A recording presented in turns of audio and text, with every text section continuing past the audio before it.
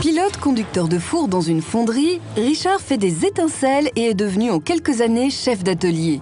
Il adore son métier, tout feu tout flamme. Je fabrique de l'acier, quoi. À partir d'un métal solide, j'en fais du liquide. Ce liquide va servir à fabriquer des pièces en acier moulé. Elles sont destinées à la robinetterie, au ferroviaire, au nucléaire, aux travaux publics, bien sûr, c'est notre principale activité. Notre matière première est la ferraille, bien sûr. Alors cette ferraille est chargée dans le four à arc. Nous la fondons et ensuite nous lui faisons subir quelques opérations métallurgiques. Voir couler de l'acier, c'est toujours une très forte émotion. Du feu, c'est toujours très impressionnant et on s'en lasse jamais.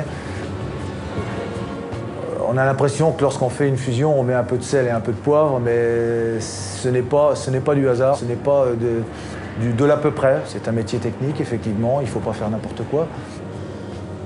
Vous n'avez pas de CAP d'opérateur four, mais le métier fusion, d'une manière générale, ça prend toujours sur le tas.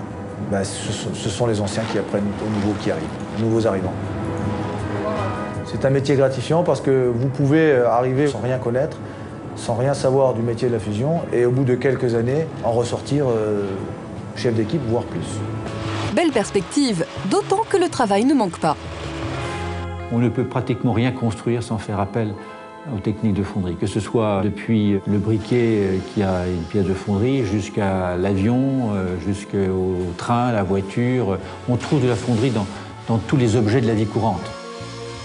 C'est un métier qui est à la fois un métier ancien, mais qui est un métier dont on ne peut pas se passer. Aucun grand pays industriel ne peut se passer de ce métier de fonderie. Et il y a de l'avenir dans la fonderie. Alors, si vous êtes fondu d'acier, n'hésitez plus à fusionner avec ce beau métier.